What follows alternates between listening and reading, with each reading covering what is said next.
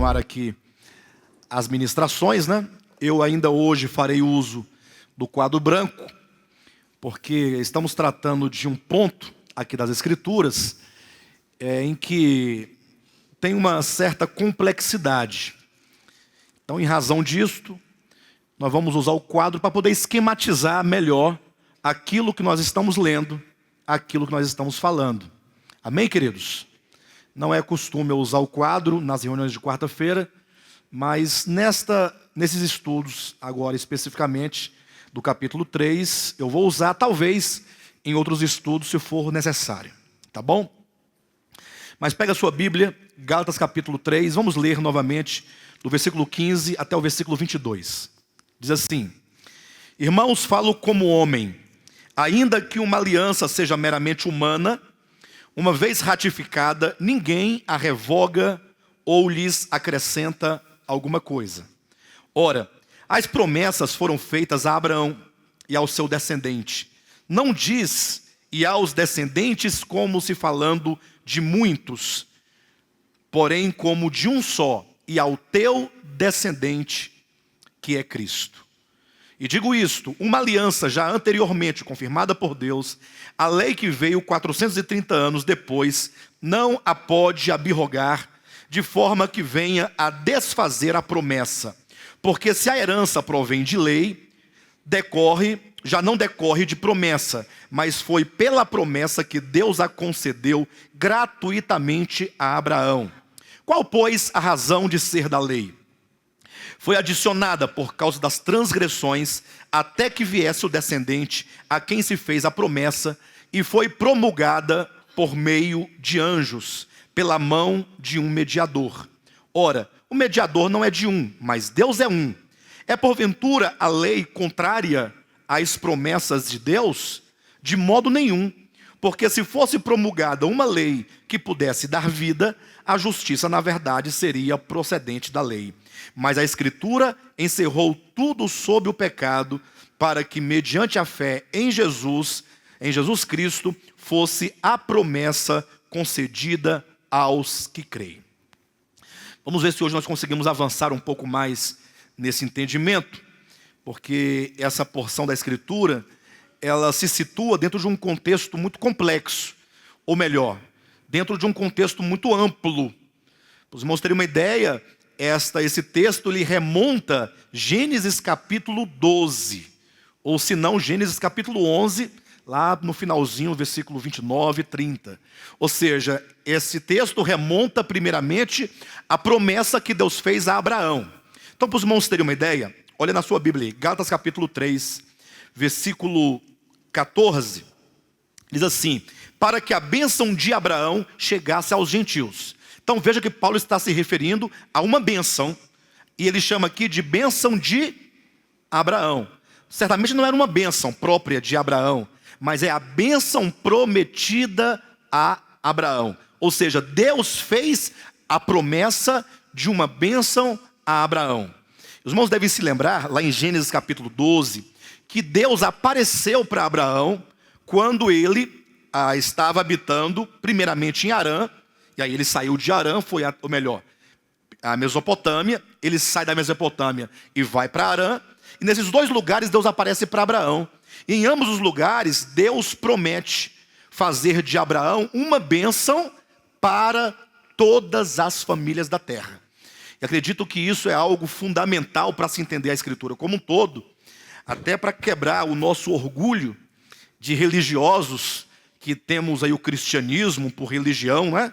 O cristianismo se coloca ao lado de tantas outras religiões, cada qual querendo ter para si o status de religião única e verdadeira e absoluta, não é isso? Assim foi com o judaísmo, assim é com o islamismo, assim é com o cristianismo e todos os ismos que existem.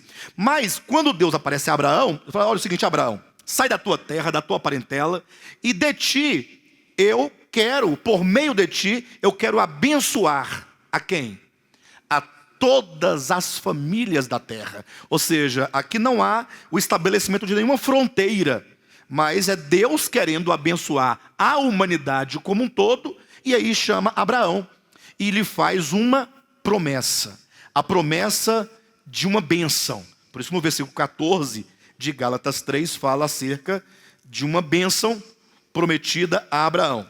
Quando os irmãos olham também em Gálatas capítulo 3, versículo 16, há a referência às promessas. Ora, as promessas foram feitas a Abraão e ao seu descendente. Portanto, estamos aqui a nos referir a uma bênção que é uma promessa. Deus fez uma promessa a Abraão. Olha só o versículo 18. Porque se a herança provém de lei, já não decorre de promessa. Nós temos a palavra bênção, temos a palavra promessa, temos a palavra herança. Herança. Se a herança provém de lei, já não decorre de promessa. Aí o apóstolo Paulo coloca esses dois termos, lei e promessa.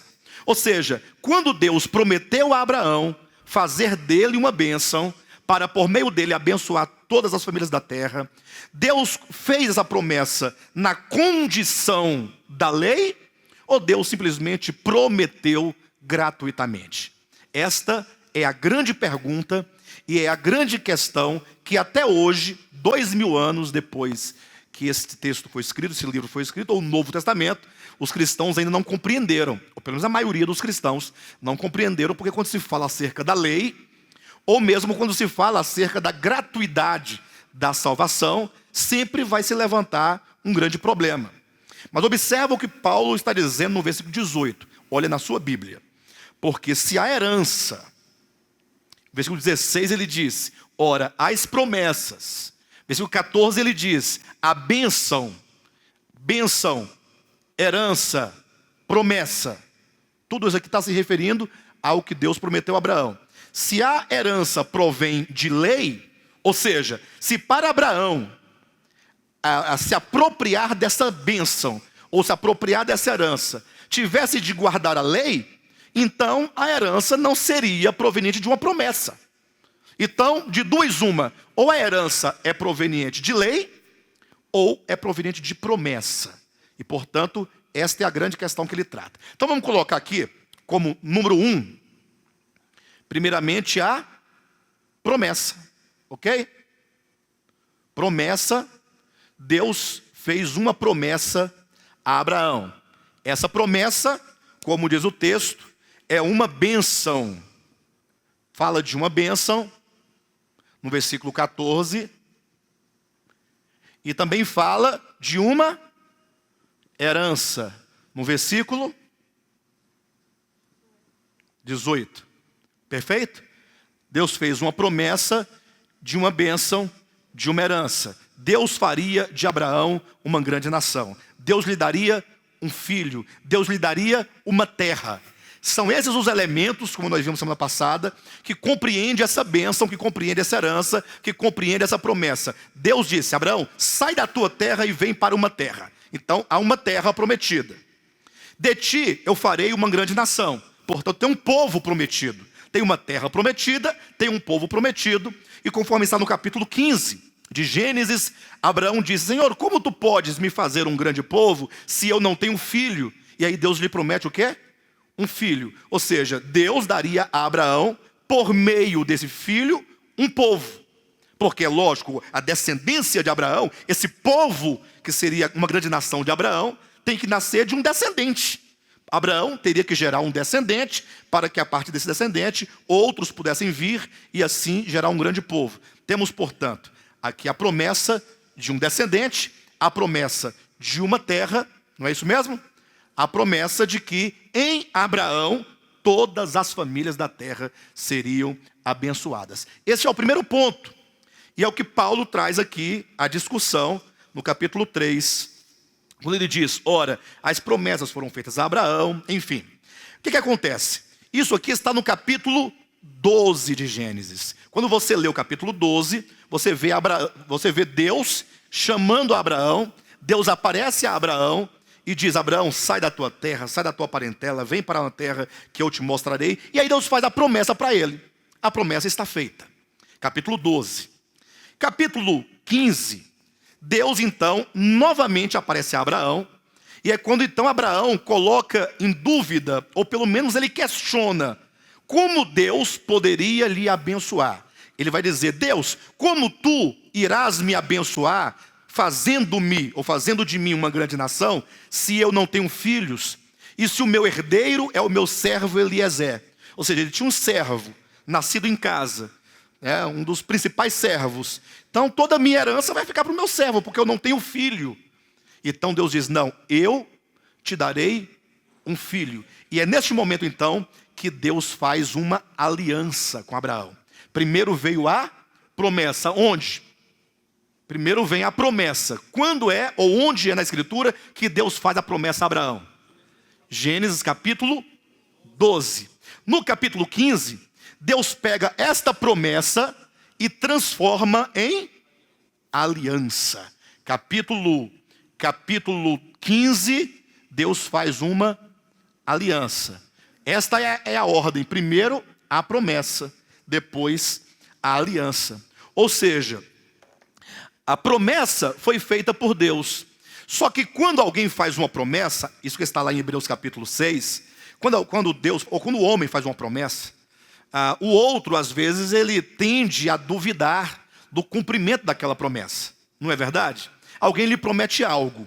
E aí você fala: será que esse indivíduo vai mesmo cumprir com a sua palavra? Será que ele vai mesmo realizar a promessa que ele fez? Então Abraão, ele ficou titubeando na sua fé.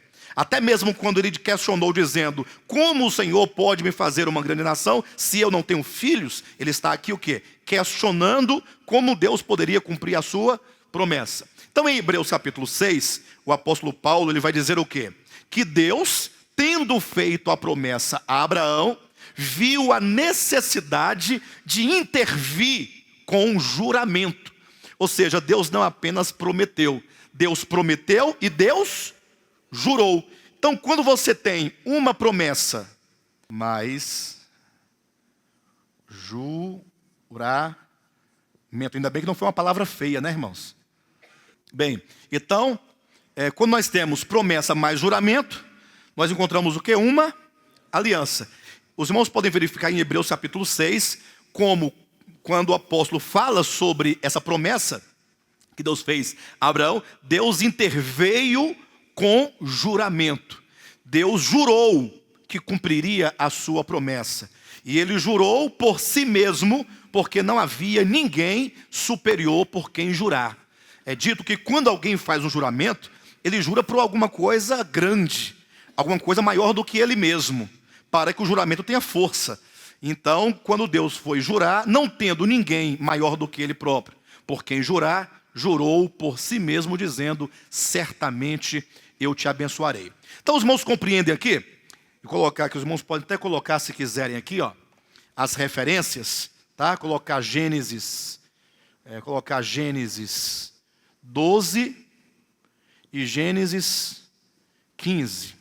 Nós temos a promessa, o juramento e a aliança. E como diz aqui no capítulo 3 de Gálatas, eu quero que os irmãos olhem novamente, versículo 18. A palavra que deve governar o entendimento acerca dessa aliança, promessa, juramento, aliança, é o que está aqui, Porque se a herança provém de lei, já não decorre de promessa, mas foi pela promessa que Deus a concedeu gratuitamente. Essa é a palavra. Gratuitamente a Abraão. Ou seja, o texto já está dizendo, não foi na condição do cumprimento de lei alguma, mas foi pela promessa que gratuitamente Deus concedeu essa promessa a Abraão. Portanto, nós temos aqui essa situação.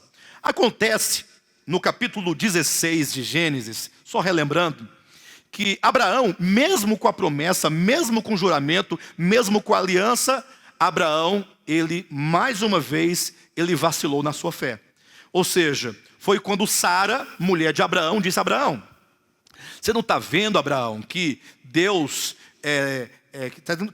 que eu sou estéril, e que você é um homem que está ficando velho, e pode ser o caso que tu fiques impotente, e eu já sendo estéril, como é que um homem impotente e uma mulher estéril pode gerar um filho?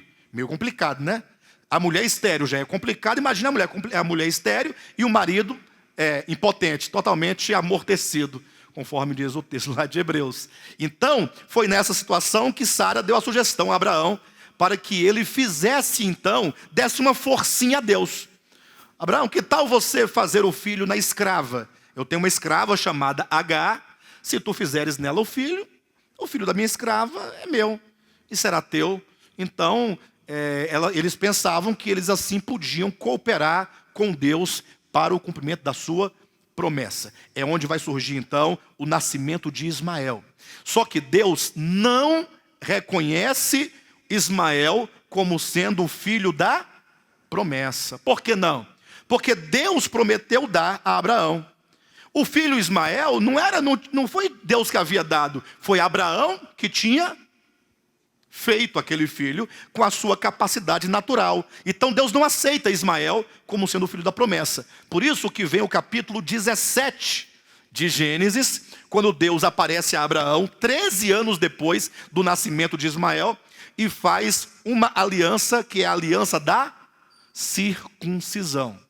Pastor, a aliança da circuncisão é outra aliança além dessa? Bem, em certo sentido sim, mas no outro não. Porque o que é a aliança da circuncisão?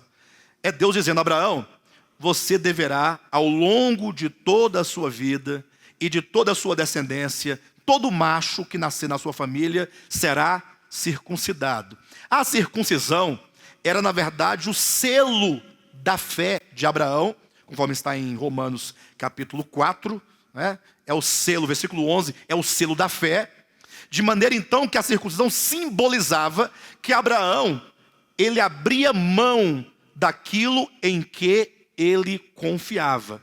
Porque quando ele fez o filho em Agar, o que acontece? Ele pensava, se eu ficar impotente, Deus não poderá me dar um filho. Então enquanto eu tenho a capacidade, né, de fazer o filho, eu farei. Então agora Deus pede que ele cortasse o pedaço do prepúcio e jogasse fora, como um símbolo. Eu não confio na minha capacidade natural. E nisso tem tudo a ver com a aliança da promessa. Por quê? Porque a circuncisão é Deus ensinando a Abraão que essa aliança será cumprida independentemente de Abraão. Mesmo que Sara seja estéril, mesmo que ele seja impotente, mesmo que caia o mundo. Vamos encontrar palavras de Jesus, por exemplo, em Mateus capítulo 5, versículo 17 e versículo 18. Quando ele diz que ele veio para cumprir a lei, ele diz, passarão os céus e a terra, mas nenhum i ou um tio jamais será tirado da lei até que tudo se cumpra. Capítulo 24 de Mateus, ele diz, passarão os céus e a terra, mas as minhas palavras não passarão. O que ele quer dizer, passarão os céus e a terra? Ainda que os céus e a terra passem, se explodam, se acabem, mas as minhas palavras se cumprem cabalmente. Ou seja, quando Deus promete algo, Deus não é homem para que minta, nem filho do homem para que se arrependa. Então a promessa está feita, Abraão, ele duvidou da promessa, Deus faz a aliança, Abraão titubeou em relação à aliança, aí Deus trouxe a circuncisão para ensiná-lo a nunca confiar na sua própria carne. Perfeito? Os irmãos entenderam essa aliança prometida a Abraão? Muito bem. Acontece que Abraão morreu, Isaque, o seu filho, a quem Deus deu o filho a Abraão, lógico, né, o filho Isaque, o filho da promessa, que depois gerou Jacó, que gerou 12 filhos, que foram parar no Egito, os irmãos sabem da história, e aí se tornaram um povo. Ainda não era uma nação, mas se tornou um povo dentro do Egito, que Deus então, por intermédio de Moisés, foi lá e libertou esse povo do Egito. Aí Moisés tira esse povo do Egito, que é a descendência de Abraão, e leva até o Monte Sinai.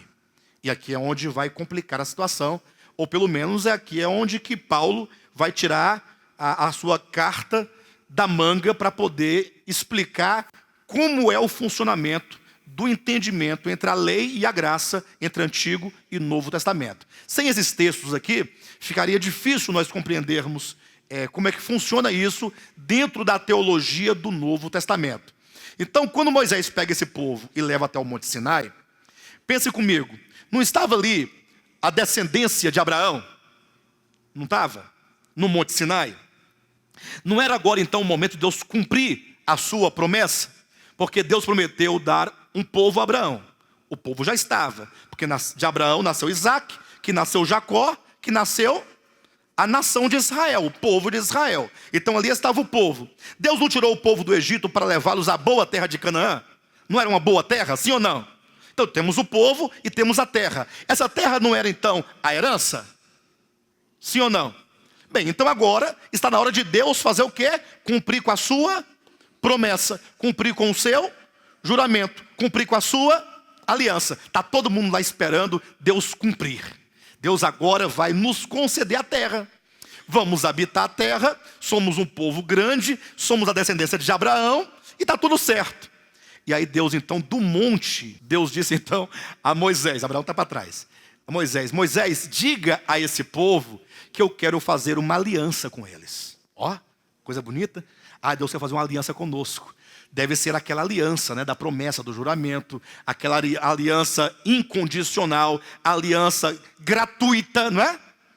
Aí Deus diz, diga ao povo que se eles, olha o se eles cumprirem com a minha aliança, no sentido de guardar todos os meus mandamentos, então eles serão o meu povo, eu serei o seu Deus, e eles prosperarão na terra que eles passam agora a possuir. Olha só como é que acontece. Quando Deus faz aliança com o povo de Israel, me parece, ou pelo menos até então, que nada disso prevalece. Porque Deus faz uma aliança com o povo de Israel, mas na condição do povo cumprir a lei. Se não cumprisse, Deus certamente não os abençoaria. Vamos verificar isso na Escritura? Êxodo 19. Está vendo, irmãos, como é mais fácil fazer uma campanha de libertação, de cura? Não é mais fácil? O povo não tem que pensar nada, é só receba, receba, receba, e ninguém recebe nada, e todo mundo acha que recebeu tudo, e aí traz mais dinheiro e vai levando. Porque o estudo da palavra, ele requer atenção, leitura. Mas se você compreender, nunca mais você vai ser escravo de ninguém. Você não vai viver escravo, não vai ser enganado. Quando mandarem os gafanhotos para sua casa, você vai enviar pelo WhatsApp aquele leão sorrindo. Não tem aquele leão que sorri? Bem engraçado. Quando alguém me manda no WhatsApp lá essas coisas de profecia, eu coloco o leão sorrindo. E tem você não tem medo da mão de Deus? Eu falei, não, eu já estou abençoado por Ele. Mas vamos lá então. Êxodo capítulo 19. Está aí, ó. No terceiro mês da saída dos filhos de Israel da terra do Egito, no primeiro dia desse mês, vieram ao deserto do Sinai. Tendo partido de Refidim, vieram ao deserto do Sinai, no qual se acamparam ali, pois acampou Israel em frente do monte. Subiu Moisés a Deus, e do monte o Senhor o chamou e lhe disse, assim falarás à casa de Jacó, e anunciarás aos filhos de Israel. Tendes visto o que fiz aos egípcios, como vos levei sobre asas de águia, e vos cheguei a mim. Agora, pois, observa que quando Deus chama o povo, Ele não liga aquele evento a Abraão. Ele não remonta aquele evento do Sinai a Abraão, dizendo, vocês se lembram que eu fiz uma aliança com Abraão? Não, ele diz, vocês se lembram o que eu fiz no Egito? Como eu vos livrei do Egito e vos trouxe até a mim? Agora, pois, versículo 5, se, quem quiser fazer um círculo em volta desse se, é muito importante. Esse se, ele faz toda a diferença, porque esse se é uma condição, que aqui é imposta, se diligentemente ouvirdes a minha voz e guardardes a minha aliança, então sereis a minha propriedade peculiar dentre todos os povos, porque toda a terra é minha. Versículo 6, vós me sereis reino de sacerdotes e nação santa. São estas as palavras que falarás aos filhos de Israel. Veio Moisés, chamou os anciãos do povo e expôs diante deles todas essas palavras que o Senhor lhe havia ordenado. Então o povo respondeu a uma, tudo o que o Senhor falou, faremos. E Moisés relatou ao Senhor as palavras do povo. Então aqui está a aliança do Sinai. Colocar aqui, ó, 3, tá? 3. Aqui está a aliança do Sinai. Essa aliança do Sinai, ela tem uma condição. Atenção, porque o entendimento aqui, ele começa daqui, ó. Deus fez uma promessa a Abraão, de lhe dar uma bênção, uma herança. Essa promessa foi feita com juramento, que é uma aliança, que Deus faria de Abraão uma grande nação, daria a ele uma terra, e isso gratuitamente. Quando surge o povo de Abraão, aqui no Sinai, que é a descendência de Abraão, Isaac e Jacó, no momento em que Deus deveria cumprir a promessa, o juramento e a aliança, gratuitamente, o que ele faz? Ele faz uma aliança que é totalmente condicional. Os irmãos querem ver quais são as condições desta aliança do Sinai? Só para os irmãos terem uma ideia, abra sua Bíblia em Deuteronômio, capítulo 28. Vejam aí no capítulo 28 de Deuteronômio, que do versículo 1 até o versículo 14, vejam direitinho, nós temos aí as bênçãos decorrentes de quê? Da obediência. Então aqui nós temos as bênçãos que o povo de Israel obteria da parte de Deus, caso eles obedecessem. Caso eles obedecessem. No capítulo 28, versículo 14, começa uma sessão bem maior acerca dos castigos, das maldições ou das imprecações em virtude da desobediência. Ou seja, caso o povo de Israel obedecesse a Deus, segundo a sua aliança do Sinai, eles receberiam um tanto de bênçãos. Se eles desobedecessem o pacto do Sinai, receberiam um tanto de maldições. Então veja rapidamente, só para os irmãos terem uma noção, uma ideia de quais eram essas bênçãos e quais eram essas maldições. Vamos para as bênçãos. As bênçãos me parecem ser um número bem menor que as outras. Veja aqui. 28 primeiro. Se atentamente ouvires a voz do Senhor, teu Deus, tendo cuidado de guardar todos os seus mandamentos que hoje te ordeno, o Senhor teu Deus te exaltará sobre todas as nações da terra. Então, ser uma nação exaltada dentre todas as nações era uma condição do pacto do Sinai. Entenderam? Versículo 2. Se ouvires a voz do Senhor teu Deus, virão sobre ti e te alcançarão todas estas bênçãos. Os irmãos vão se lembrar dessas bênçãos aqui que os irmãos devem ter ouvido muito por aí nas campanhas.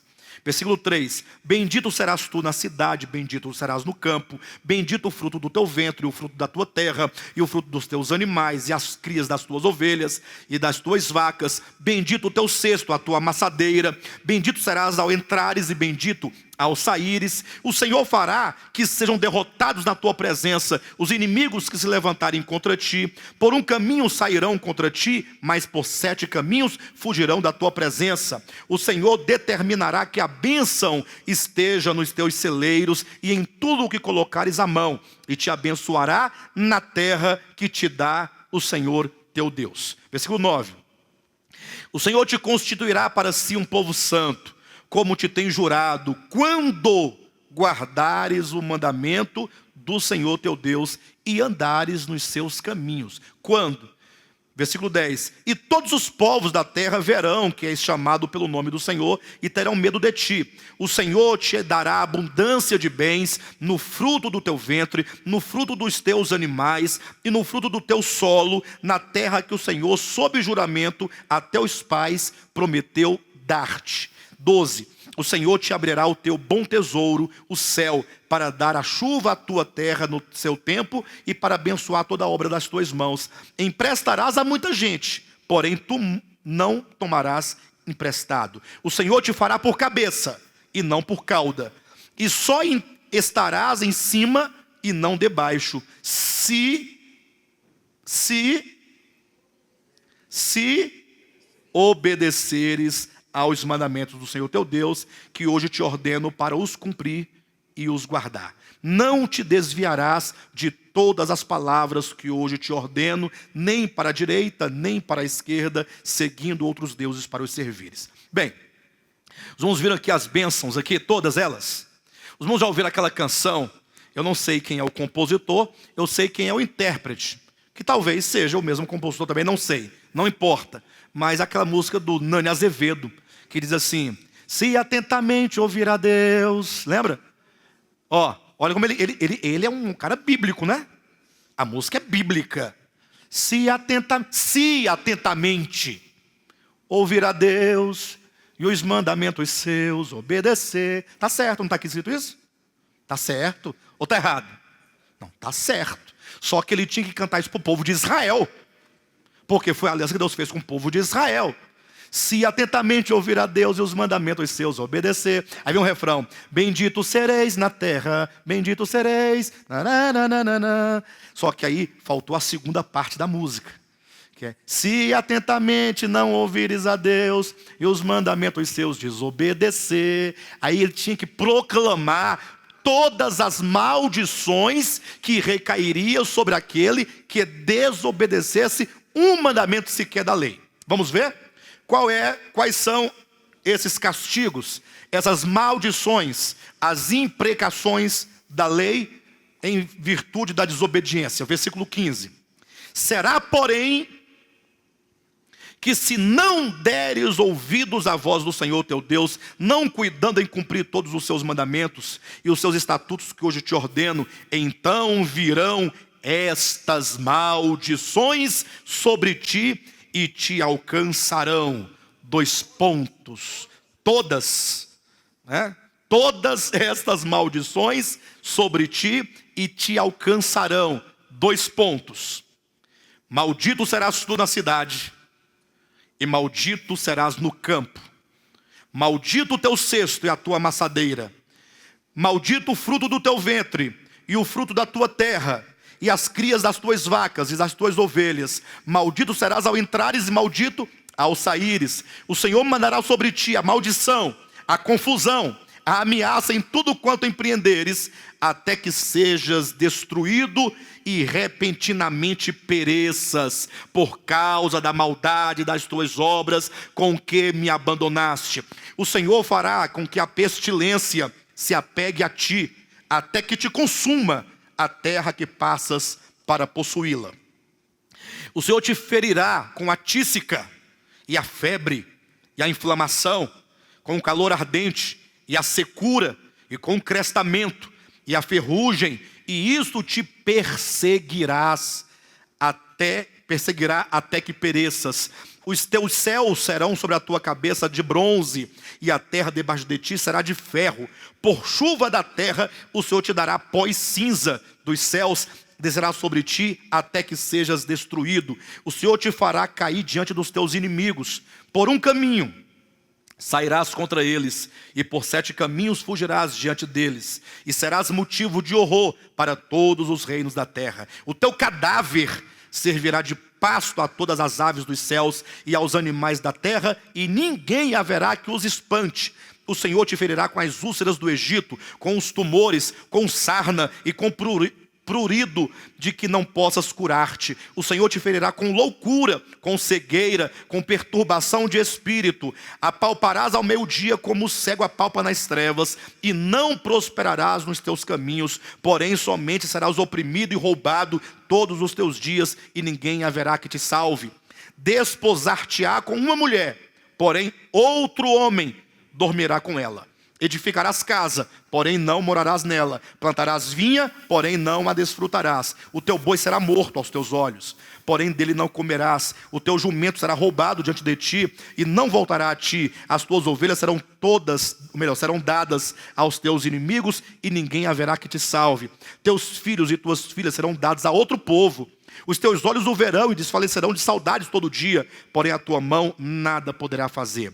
O fruto da tua terra é muita maldição, irmãos, chega.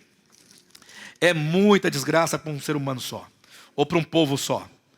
É muita coisa. E tem mais, não acaba não. Os irmãos podem virar a página que ainda vai para o outro lado. É muita maldição. Então, o que eu quero que os irmãos entendam com tudo isso?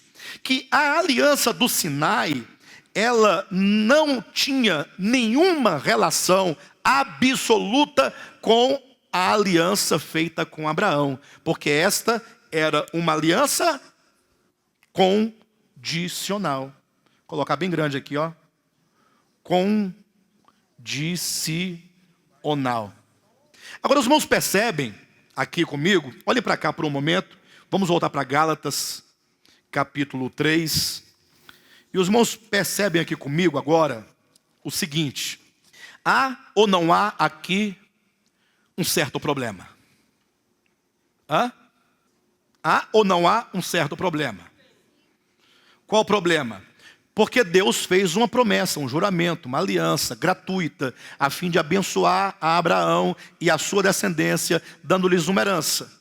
Agora Deus simplesmente coloca uma condição para que esse povo receba essa herança, ou receba a terra e prospere nessa terra que o Senhor haveria de lhes entregar.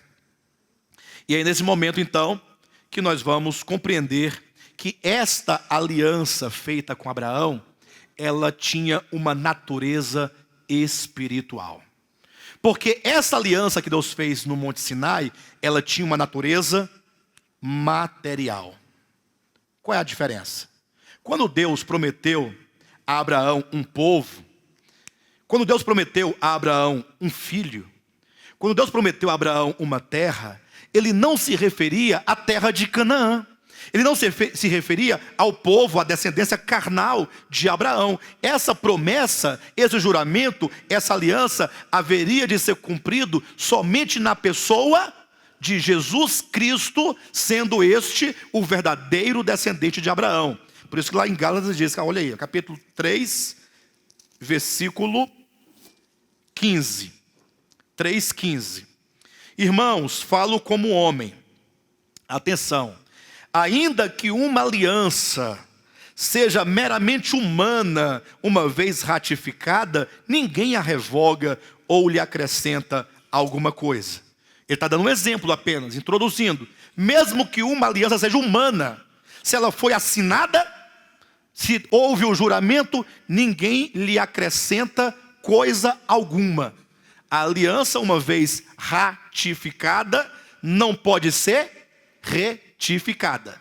Perfeito? Ratificada uma vez, não se pode retificar, não se pode revogar, não se pode modificar, não se pode alterar absolutamente. Capítulo 3, versículo 16. Ora, as promessas foram feitas a Abraão e ao seu descendente. Não diz e aos descendentes, como se falando de muitos, porém como de um só, e ao teu descendente que é Cristo. E aqui é onde entra o papel do apóstolo, porque os apóstolos, pelo menos eu me refiro aqui aos 12 apóstolos do Cordeiro, e somente a esses, a nenhum outro mais, porque embora a Bíblia faça referência a outros apóstolos além dos 12, mas somente os 12 apóstolos do Cordeiro é que tinham a autoridade de decifrar o Antigo Testamento, de interpretar o Antigo Testamento e de fazer as devidas ligações com os fatos do Novo Testamento, os fatos da redenção, da obra, da salvação em Cristo Jesus. Ou seja, aqui é onde o apóstolo Paulo entra para dizer, quando Deus fez a promessa, aquele descendente prometido não se referia a Isaque, o filho carnal de Abraão, se referia a Jesus Cristo. Em outras palavras, Jesus é o verdadeiro herdeiro e é o verdadeiro filho de Abraão. Por isso, quando você abre o Novo Testamento, primeiro livro do Novo Testamento, Mateus, primeiro capítulo, o que você encontra lá? Livro da genealogia de Jesus Cristo, filho de Davi, filho de Abraão. Ou seja, Jesus é esse herdeiro, e é a partir desse herdeiro, que é Jesus, de Abraão, que Deus vai gerar um povo. Por isso esse filho é espiritual, consequentemente o povo a quem que Deus daria a Abraão é um povo espiritual, e consequentemente a terra não é nenhuma terra geograficamente delimitada aqui embaixo, mas é a terra enquanto reino de Jesus Cristo, conforme nós vemos no final das Escrituras, quando o povo, o homem conquistado por Cristo, redimido, transformado, glorificado, eles vão reinar sobre toda a terra. Então, essa promessa é uma promessa espiritual. Tanto é verdade, que quando você olha aqui no capítulo 3, versículo 6 em diante, vamos voltar só um pouquinho nos estudos anteriores, vamos ler do versículo 7 em diante. 3:7 de Gálatas diz assim: sabei, pois, que os da fé é que são filhos de Abraão. Quando ele diz, sabei, pois, que os da fé é que são filhos de Abraão, Paulo está fazendo uma correção no pensamento. Quem são os filhos de Abraão? São aqueles que nasceram de Isaac e de Jacó? Todo aquele povo? Sim, eles são filhos segundo a carne. Eles são filhos segundo o sangue. Mas os que de fato são filhos de Abraão, conforme a promessa, conforme o juramento, conforme a aliança, são aqueles que creram. Então, se você creu em Jesus Cristo, se você creu no Evangelho, você então se torna um legítimo filho de Abraão, segundo a promessa. Um judeu, um meramente filho de Abraão, nasceu segundo a carne, ele é um filho legítimo de Abraão? Vamos só fazer a correção no pensamento. Ele é um filho legítimo de Abraão, segundo a carne. Mas aquele que crê em Jesus Cristo é um filho legítimo de Abraão, segundo a promessa. Uma coisa é segundo a carne, outra coisa é segundo a promessa. Quando Paulo diz, visto que as promessas foram feitas a Abraão e ao seu descendente, que é Cristo. Então, esta aliança feita com Abraão, que Deus se comprometeu de abençoá-lo, dar-lhe uma herança dessa promessa, é uma aliança espiritual, é uma bênção espiritual. Veja só, capítulo 3, versículo 14. Para que a bênção prometida, ou melhor, para que a bênção de Abraão chegasse aos gentios em Jesus Cristo, a fim de que recebêssemos pela fé o Espírito prometido.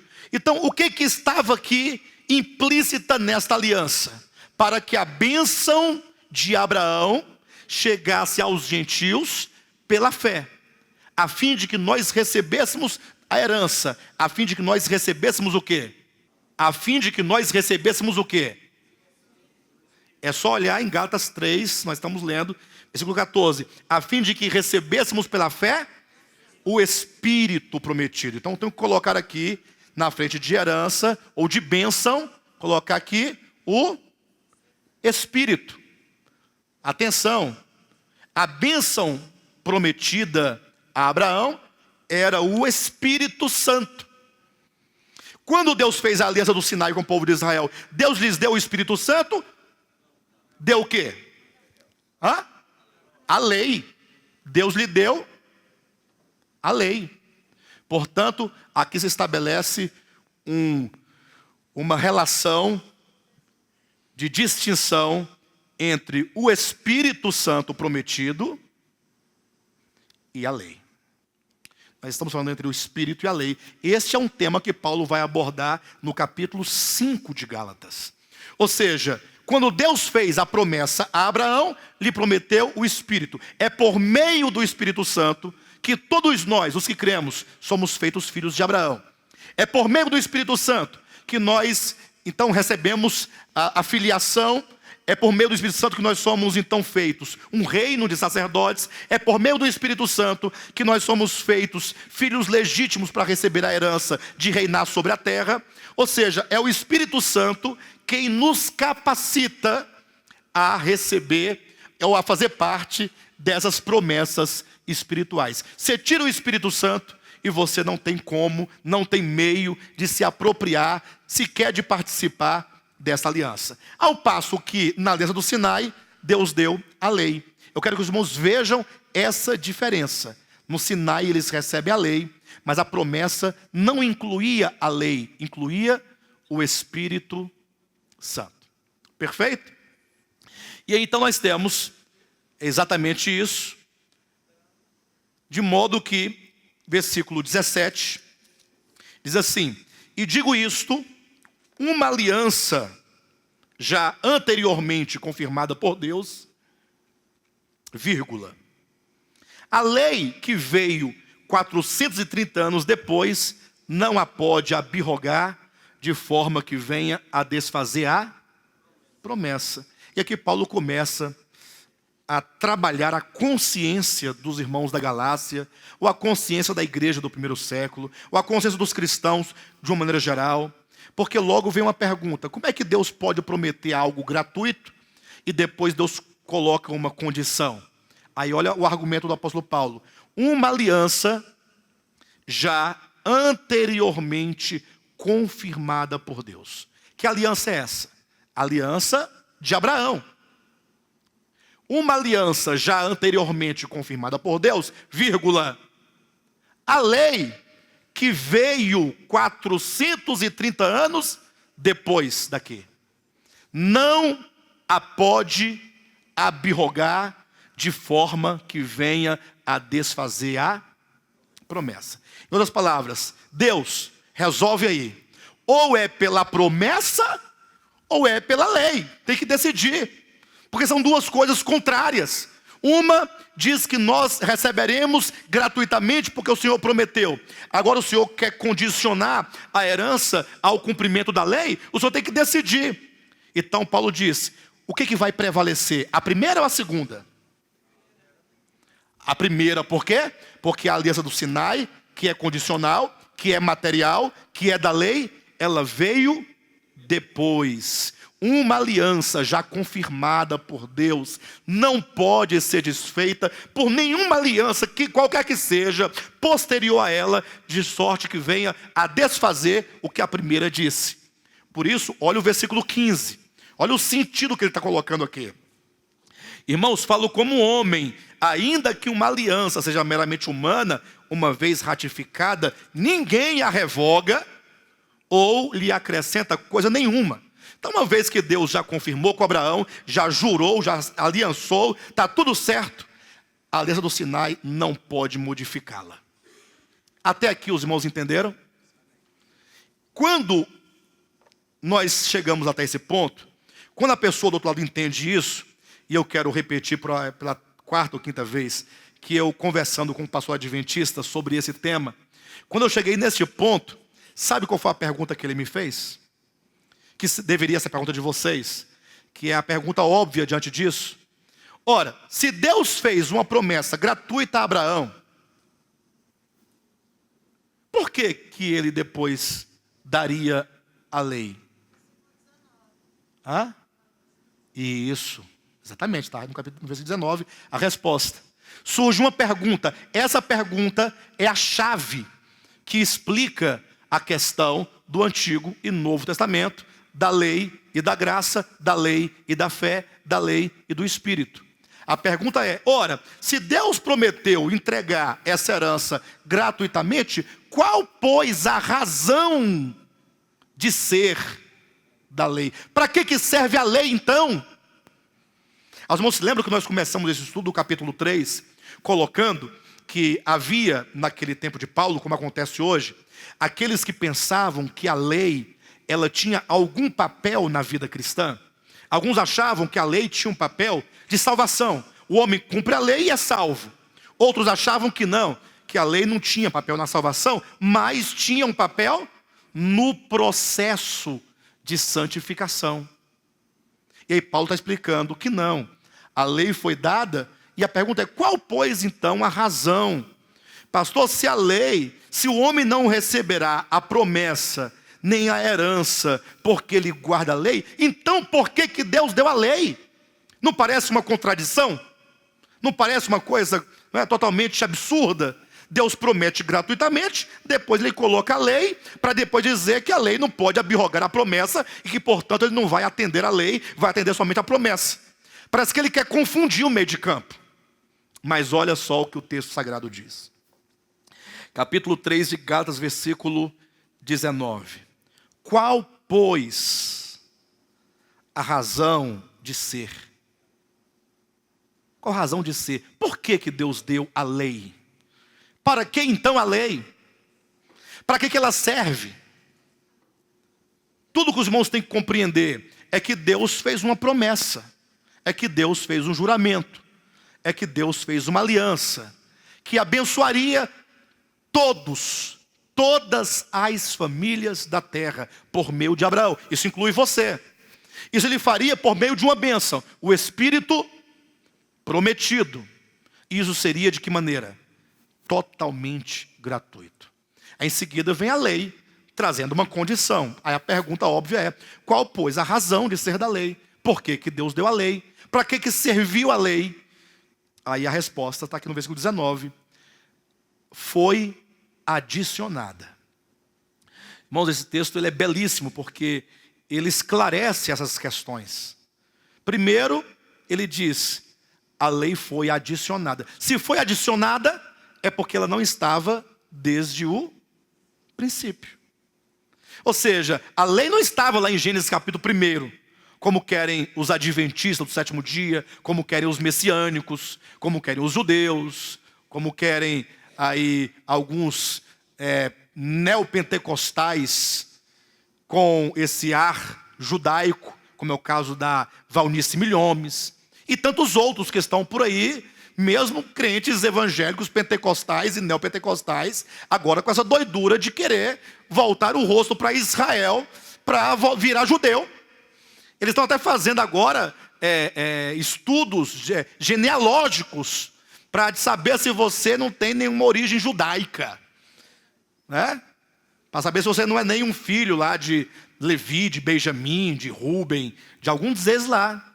E o pior, que eles conseguem convencer um paraibano que ele é filho de Abraão, legítimo, de sangue. Ele pega lá um cearense, lá no Piauí, convence o piauiense, você é filho de Abraão, você é da tribo de Issacar. Aí ele acredita, aí passa a comprar carne de Israel. Ó, a carne só come se for de Israel. Comprar a água de Israel, comprar óleo de Israel.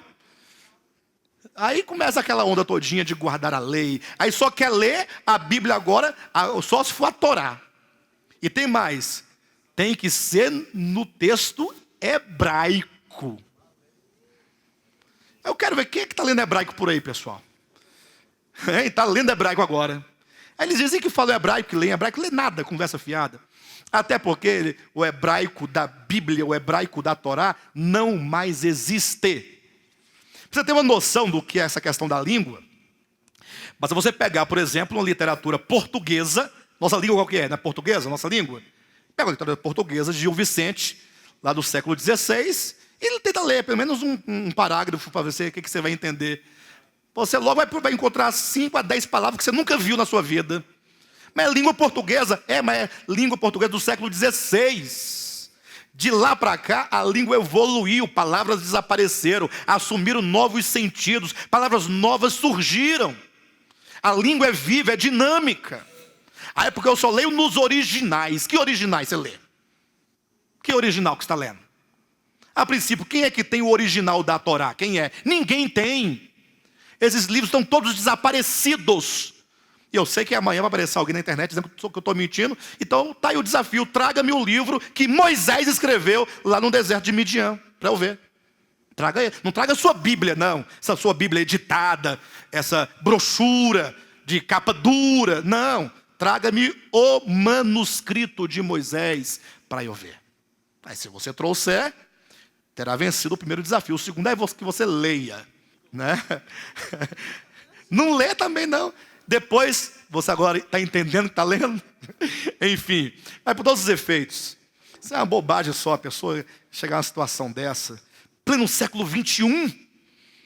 Se fosse século XIV, século XII, o homem estava meio assim ainda, meio tonto, mas não século XXI, com tanto estudo, conhecimento, a era cibernética, a quem acredite ainda nisso. Bem, mas por todos os efeitos, está aqui, a lei foi adicionada. Não estava desde o princípio.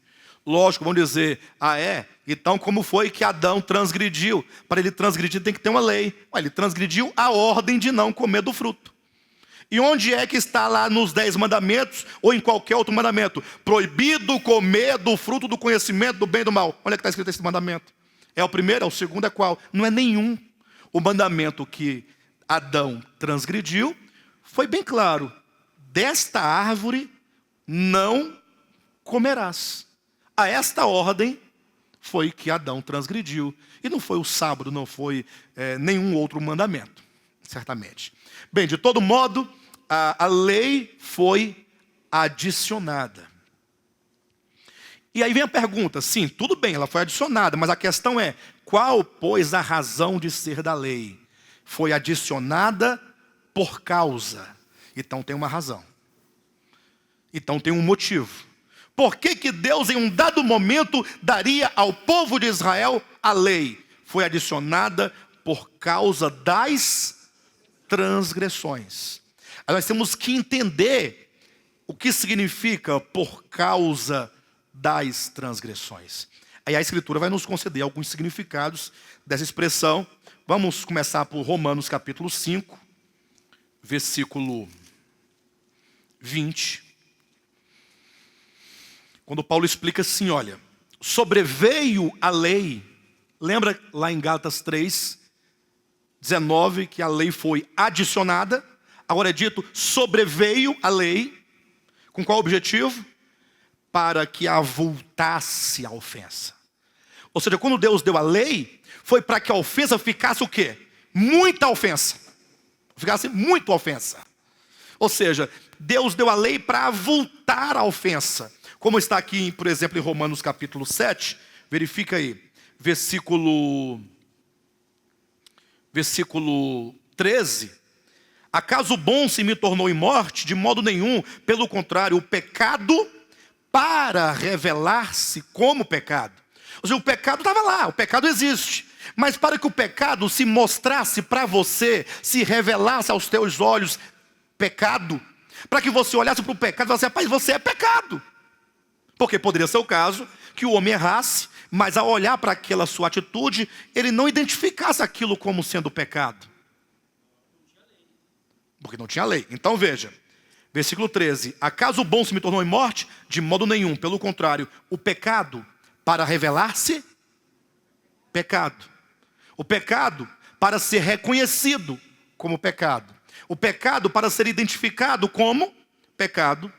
Por meio de uma coisa boa causou-me a morte, a fim de que pelo mandamento o pecado se mostrasse sobremaneira maligno. Ou seja, estava lá o pecado, mas o homem não sabia que aquilo era pecado. Então vem uma lei para dizer, isto é pecado. O pecado para revelar-se como pecado, por meio de uma coisa boa. A lei é uma coisa boa. Não matarás é coisa ruim ou boa? Não furtarás é uma coisa boa. Mas quando vem essa lei, ela veio para avultar a ofensa, para tornar visível a ofensa, para tornar grande aos olhos do homem a ofensa, para que o pecado fosse reconhecido como pecado. De sorte então, que para que o pecado se mostrasse pecado, por meio de uma coisa boa, me causasse o quê? A morte. O homem peca, a lei diz, porque você pecou, você morrerás. E aí quando o homem vê a consequência do pecado, aí ele percebe quão maligno é o pecado. Então, a lei foi dada por causa das transgressões. A lei foi dada para tornar o pecado transgressão. Aí pecado é menor do que transgressão. E transgressão é maior do que pecado. Porque pecado é ofender a santidade de Deus. Ao passo que a transgressão é quando você fere a justiça de Deus. De modo então que antes o homem, ele cometia pecados. Mas como não tinha uma lei que dissesse proibido fazer isso, então ficava por isso mesmo. Agora quando o homem peca, ele não somente peca, mas ele também transgride a uma ordem. Então a lei foi dada por causa das transgressões, para fazer do pecado uma transgressão, para que agora o homem se sentisse o quê? Culpado. A lei foi dada para tornar o pecado transgressão, para fazer do homem agora culpado. Para o homem agora, quando pecar, não somente pecar, mas ter a sensação de um transgressor e saber que o que cabe a ele como transgressor é a morte. O salário do pecado é a morte. Então agora o homem tem essa consciência de que ele não somente, de que ele é um pecador. A lei lhe dá essa consciência e agora ele se torna culpado e se torna condenável e agora ele sabe que ele precisa de um Salvador. Esse é o primeiro significado que a Escritura nos dá acerca de a lei foi dada por causa das transgressões. É certo que alguns vão dizer, não pastor, o senhor está errado. Por causa das transgressões é o sentido de que Deus deu a lei para conter as transgressões. Ora, mas para haver transgressão tem que haver o quê? Lei. Como é que ele pode dar a lei para conter a transgressão? A transgressão de quê? Se ele está dando a lei para conter alguma transgressão. Então ele só pode, a transgressão só pode haver havendo uma lei. Porque aí você transgride a lei e agora você se torna um culpado. Então você peca, porque o pecado é a ofensa à santidade de Deus. E ao mesmo tempo você transgride o mandamento, que dizia para você não fazer aquilo. O pecado agora tornou-se transgressão. Então a lei foi dada por causa das transgressões, no sentido de tornar o pecado, a ofensa, de avultar a ofensa, de torná-lo aos nossos olhos pecado, de mostrar quão maligno é o pecado, de sorte que agora o homem se sinta culpado. Mas há um segundo significado, está aqui no capítulo 3 de Gálatas, vamos falar em estudos posteriores, mas está aqui, capítulo 3, versículo 23 em diante, de Gálatas. Há um sentido positivo também nisso. Quando diz assim, olha, mas antes que viesse a fé, estávamos sob a tutela da lei. Então a lei serviu como um arrimo, como um apoio, como um aio, sob a tutela da lei e nela encerrados para essa fé que de futuro haveria de revelar-se. De maneira que a lei nos serviu de aio para nos conduzir a Cristo, a fim de que fôssemos justificados por fé. Ou seja, a lei nos foi dada como aio. Essa palavra aio, no grego, é um pedagogo.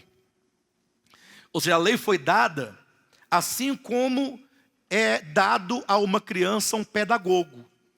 A criança precisa de um pedagogo enquanto ela está na sua infância. O pedagogo é aquele que pega na mão da criança, né, e a conduz até um local apropriado, e ali lhe ensina os primeiros começos do conhecimento. Tanto é que o pedagogo, mesmo nos nossos dias agora, são aqueles que ensinam a crianças. De sorte que quando essa criança atinge a maioridade, ela não pode mais permanecer com o pedagogo. Então a lei foi dada como aio, foi dado como pedagogo para nos conduzir a Cristo. Ou seja, para nos ensinar acerca de Cristo. Então, qual, pois, a razão de ser da lei? Ora, foi dada por causa das transgressões, para fazer do pecado transgressão, para avultar a ofensa, para mostrar quão maligno é o pecado, para tornar o homem agora culpável diante de Deus. E também a lei foi dada para servir de pedagogo, servir de aio, servir de ama, servir como aquele ou aquela que ensina a criança, apontando qual é o caminho da sua maioridade. Por isso que em Gálatas 3:19, diz assim, foi adicionada por causa das transgressões, vírgula. Até quando? Até que viesse o descendente. Quem é o descendente? Versículo 16, o descendente é Cristo. Então, primeiro, a lei foi adicionada. Segundo, foi dada por causa das transgressões. Terceiro, foi dado como uma ama, um pedagogo, para nos ensinar acerca de Cristo. E quarto, a lei foi dada temporariamente. Foi dada interinamente. Foi dada provisoriamente até que viesse Cristo, a quem se fez a promessa. Então a lei, ela foi dada em termos provisórios até que viesse Cristo. Número 4, até que viesse Cristo. Em Cristo, portanto, nós vamos encontrar o que a Bíblia chama de nova aliança. Quando Cristo vem, está em Mateus capítulo 26, versículo 28. Quando Jesus está ali comendo a última Páscoa com seus discípulos, ele pega o cálice e diz a Escritura que, tendo dado graças, disse, isto é o meu sangue derramado em favor de muitos para a remissão de pecados. Ele diz: este é o cálice, é o sangue da nova aliança. Aqui vai entrar o que a Bíblia chama de nova aliança. Pastor, mas é tanta aliança? Não, essa nova aliança aqui, em Cristo, é essa aliança abraâmica. É a mesma. Então, na verdade, essa aliança do Sinai, ela foi colocada aqui no meio apenas como um mecanismo pedagógico. É como que Deus queria ensinar o homem de que o homem nunca jamais poderia alcançar a sua promessa por meio da sua obediência. O homem nunca poderia conquistar o seu espírito por meio da sua obediência. O homem nunca poderia receber a herança por meio da sua obediência, porque o homem é todo pecado. O homem, ele nasceu em pecado. E mesmo o homem regenerado, por mais que você se esforce, você nunca será capaz em você mesmo de cumprir toda a lei. Por isso que está aqui no capítulo 3 de Gálatas, versículo 10, quando diz: todos quantos, pois, são das obras da lei, estão debaixo de maldição, porque está escrito: maldito todo aquele que não permanece em todas as coisas escritas no livro da lei para praticá-las. Então, quando Deus colocou a lei do Sinai aqui neste meio, aqui nós temos a promessa em Abraão. Aqui nós temos o cumprimento da promessa no descendente que é Cristo. No meio entrou a aliança do Sinai, apenas para avultar a ofensa. Por quê? Porque avultando a ofensa, o que acontece? Ou seja, a lei foi dada para o homem cumprir. Quando Deus deu a lei, Deus ele pensava que o homem iria cumprir a lei? Ora, Gálatas, ou melhor, Romanos capítulo 5, versículo 20. A lei foi dada para avultar, não foi para diminuir a ofensa. A lei não foi dada para conter a ofensa. Não, a lei foi dada para avultar a ofensa. Quando você fala sobre a lei, pensa sobre a lei, ouve sobre a lei, qual a impressão que dá? Ah, Deus, Ele quer nos santificar. Não é a impressão que dá? Ele quer que nós sejamos retos. Ele quer que nós sejamos justos. Por isso Ele nos deu a lei. Não farás, não, faça isso, aquilo, outro.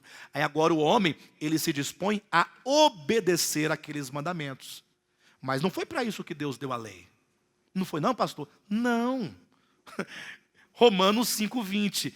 A lei, sobreveio a lei para que avultasse. Aí eu pergunto, a lei foi dada, ela sobreveio para que o homem a cumprisse? Não, foi para avultar. Foi para fazer do pecado transgressão, para mostrar para o homem quão maligno é o pecado, para o homem se perceber um pecador, se perceber um transgressor, para o homem saber que ele é culpado, saber eu não posso. A lei foi dada até que viesse Cristo. Aí quando vem Cristo, teoricamente falando, o homem deveria estar todo quebrantado, lançado no chão, todo destruído, dizendo: Deus, tenha misericórdia de mim, porque eu não consigo. Só que até hoje os homens estão querendo cumprir a lei com o fim de ser salvo. Então, acredito que ficou claro aqui. Nós vamos posteriormente falar sobre a nova aliança, né? Quando nós chegarmos aqui no capítulo 4, vamos falar sobre a aliança, da nova aliança e todos os critérios da nova aliança em estudos posteriores. Mas acredito que fica claro até aqui por que então que Deus deu a lei do Sinai. Só para a gente poder concluir, olha o capítulo 3 de Gálatas, versículo 19 em diante. Qual, pois, a razão de ser da lei? Foi adicionada por causa das transgressões, até que viesse o descendente, a quem se fez a promessa. E foi promulgada. O que foi promulgada? Por meio de quê? De anjos, pela mão de um. O que é promulgada? A lei foi promulgada. Ajuda aí, pessoal. Quem sabe o que significa a lei foi promulgada? Proclamada. Nós poderíamos colocar proclamada sem prejuízo.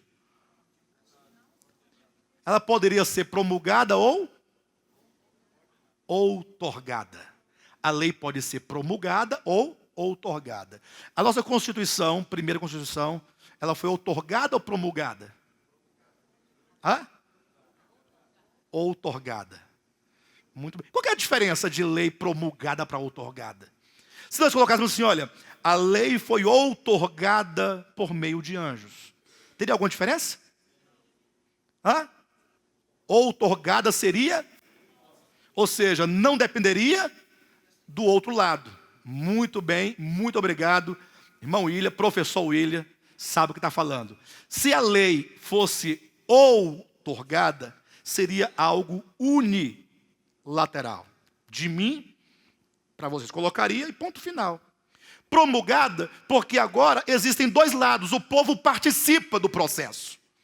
Então, quando Deus fez a aliança do Sinai, que Deus deu a lei, Deus promulgou a lei. Deus chamou o povo, conversou com o povo, e o povo respondia, e Deus dizia, e havia essa relação, essa bilateralidade. Havia dois lados. E este é o grande problema de uma aliança, quando ela é bilateral, quando ela tem dois lados. Por que é um grande problema? Porque se um dos lados quebrar a aliança, não existe mais aliança. Então, quando vai lá o casal, diante do pai de santo, ou que seja do padre, ou que seja do pastor, ou que seja sei lá de quem, cada um vai diante de quem quer que vá, não é verdade? Cada um sabe de si, aí vai lá, aí vão fazer o juramento. Aí o padre, o pastor, o juiz de paz, o sei lá quem vai fazer, fica na condição de um mediador entre dois. Você jura? Jura, jura. Está jurado? Então está abençoado. Tem as testemunhas que estão aí. De sorte que se um, no meio do caminho, empacar. Se a mulher empacar no casamento. Se o marido empacar. Não tem como continuar. Por isso, quando você for se casar, preste bem atenção com quem você vai se casar. Se bem que tem uns anjinhos, umas anjinhas, que depois se revela um capeta violento, um satanás. Não tem jeito. Bem, mas por todos os efeitos, o problema da lei promulgada dos dois lados é esse. Como o povo de Israel nunca foi capaz de cumprir a lei, essa aliança do Sinai, ela foi anulada pela própria transgressão do povo de Israel. Então essa aliança do Sinai não funcionou. Mas não era para funcionar, Deus já sabia disso. Lógico. Por isso que quando Deus fez a aliança, a nova aliança, isso ele diz lá em Jeremias capítulo 31, versículo 31 e 32, lá diz assim: eis aí vem dias. Isso é Deus falando pela boca do profeta Jeremias, lá no tempo da aliança do Sinai. O tempo de Jeremias prevalecia, vigorava ainda essa aliança. Eis aí vem dias, diz o Senhor, em que eu farei nova aliança com a casa de Israel, com a casa de Judá. Não conforme, não é conforme esta aliança que eu fiz com seus pais quando os tirei da terra do Egito. Não é como essa. Por quê? Porque eles quebraram a minha aliança. Então quantas alianças Deus fizer, vai dar certo? Quantas Deus fizer vai dar certo? Então agora Deus não pode mais promulgar nenhuma lei, nenhuma aliança. Olha Gálatas capítulo 3, versículo 19. Qual, pois, a razão de ser da lei? Foi adicionada por causa das transgressões, até que viesse o descendente, a quem se fez a promessa, e foi promulgada por meio de anjos, pela mão de um mediador. Se é mediador, já disse que tem dois aqui. Versículo 20. Ora, o mediador não é de um. É de um? Mas Deus é um. Quando diz mas Deus é um, quer dizer que nesse novo pacto não depende de Deus e de você, depende depende dele. Pastor, mas Cristo é o mediador. Se é mediador, são dois. É verdade. E agora? A gente faz o problema. Hein? E agora? Não, e agora nada. Cristo não é somente o mediador, ele é a oferta. Cristo não é somente o mediador e a oferta, ele também é o justo. Ou seja, todas as condições para satisfazer a justiça de Deus já foram realizadas nele. Por isso que Deus é um. Deus pactua conosco, Deus coloca as condições e ele próprio as cumpre no nosso lugar. Por isso que não tem meios ou condição ou nenhuma situação que possa fazer com que a aliança do Novo Testamento seja quebrada ou não funcione, porque ela já foi feita de uma vez por todas, porque Deus é um. Essa é a nossa segurança. Mas Deus é um. Versículo 21, alguém poderia perguntar: é porventura a lei contrária às promessas de Deus? Ou seja, está em oposição? Não, por que não? Ora, porque se fosse promulgada uma lei que pudesse dar vida, a justiça, na verdade, seria procedente da lei. Ou seja, se Deus prometesse vida, e depois ele desse uma lei que pudesse também dar vida, aí agora ficaria: quem vai dar vida ao homem? Deus ou a lei? Aí ficaria esse jogo. Ou seja, o homem que ganhasse vida por intermédio da lei dizia: eu tenho vida, mas não foi Deus quem me deu. E tenho vida. E agora ele poderá tirar minha vida? Se eu tenho, porque adquiri por meio da lei. Então, quando Deus deu a lei do Sinai, a lei foi adicionada, a lei foi dada temporariamente até que viesse o descendente, a lei foi dada por meio de anjos, pela mão de um mediador, e a lei foi dada por causa das transgressões, e a lei foi dada sem que nunca Deus pensasse que por meio dela o homem pudesse adquirir vida. A lei não foi dada para dar vida ao homem. Então a lei, ela tem o papel, de fato, de uma ama, de um pedagogo, de um escravo, porque só para conduzir o homem a Cristo. Tendo Cristo, está tudo encerrado. Por isso que é dito no versículo 22, mas a Escritura encerrou tudo sobre o pecado, para que mediante a fé em Jesus Cristo, fosse a promessa concedida aos que creem. Então, creio agora que está explicada a questão da lei, pelo menos até aqui. Está claro para os irmãos? Os irmãos ainda vão querer seguir a lei de Moisés, os 10 mandamentos, mas os 10 mandamentos é bonito, são 10 mandamentos, não, nem 9, nem 8, nem 5, nem 6, nenhum, nada, mas nenhum mandamento, não, a herança não provém de lei, apenas de fé. Aí vem aquele velho argumento dos adventistas.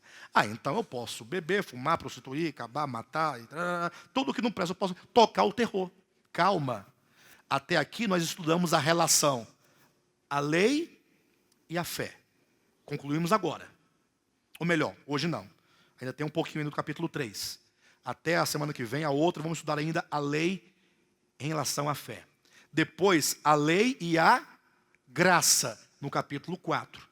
E depois, no capítulo 5, a lei e o Espírito. Quando chegarmos na lei e no Espírito, você saberá que mesmo sem a lei, você não está autorizado a tocar o terror. Na verdade, você vai receber uma lei de natureza diferente.